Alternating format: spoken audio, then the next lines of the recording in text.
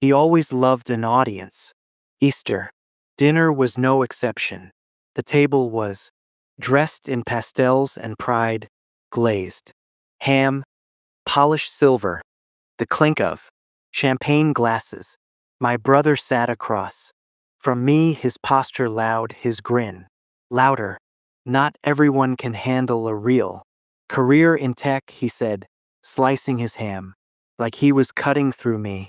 I didn't flinch. I never do. But Grandma turned. Her head, eyes sharp behind her glasses.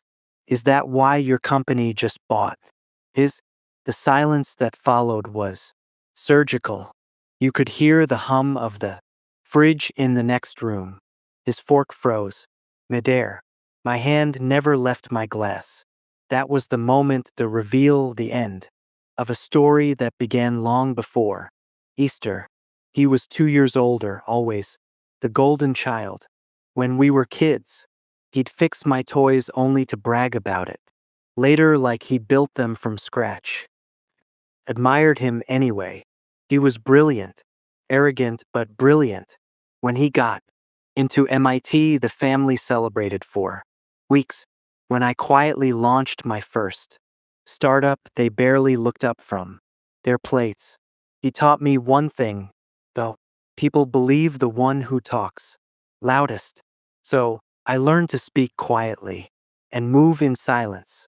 Years later, when I pitched my software idea, a data optimization tool, he laughed. Cute, he said, but serious engineers are working on real problems. He got a job at a flashy Silicon Valley firm, Venture Core. Sleek offices, rooftop bar, endless ego. I stayed home building code at a dining table that doubled as a war room. He sent me job openings from his company once as if he were offering charity. I sent back a polite, I'm good. What I didn't tell him was that Venture Core was my target.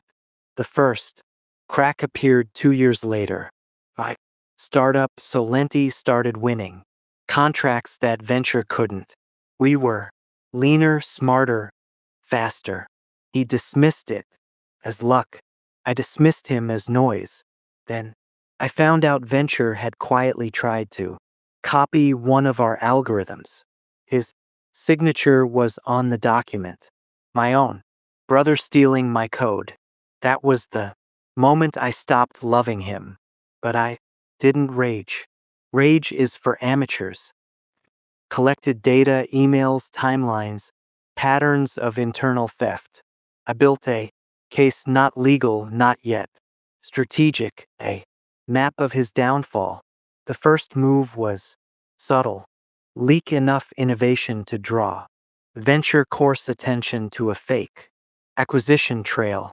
I let them think we were struggling financially. Planted. Interview here. A delayed press release. There. All smoke, no fire. They bit hard. They offered partnership talks. My brother boasted to the family that he'd save my company. He even practiced his victory speech. I heard it in his tone when he called me that night. I'll make sure they don't swallow you whole, he said. I smiled into the phone. Appreciate it. The irony was by then I already owned the data core venture. Core depended on, through shell investors, through careful buyouts, I acquired their supply line. 3 startups deep. They didn't see it. They didn't see it. When the merger finalized, the truth came out on one page. Solentech acquires Venture Core in strategic takeover. Xiaomi, CTO, terminated. My brother, Easter dinner, was my encore. He walked in late, unaware, still talking about his promotion that didn't exist. He sat beside Grandma, laughing about bootstrapped companies and wannabe CEOs. I listened calm, the storm already spent. Then Grandma asked the question, is that why your company just bought his? The words landed like a verdict. The table went still. His smile faltered, then vanished. He turned toward me, eyes searching for denial, mercy, anything. I just looked at him, the same way he used to look at me when I was small and proud of nothing. Didn't gloat. I didn't need to. The acquisition wasn't revenge. It was reclamation. Every sneer, every dismissal, every stolen line of code, I folded it all into my empire. He left the table early. I stayed, finished my wine, answered Grandma's quiet question. Did you mean to do that? I nodded once. He taught me everything I needed to win. I didn't destroy him out of hate. Hate burns too fast. I dismantled him out of principle. To prove that silence doesn't mean weakness and humility isn't submission. He thought he built the ladder.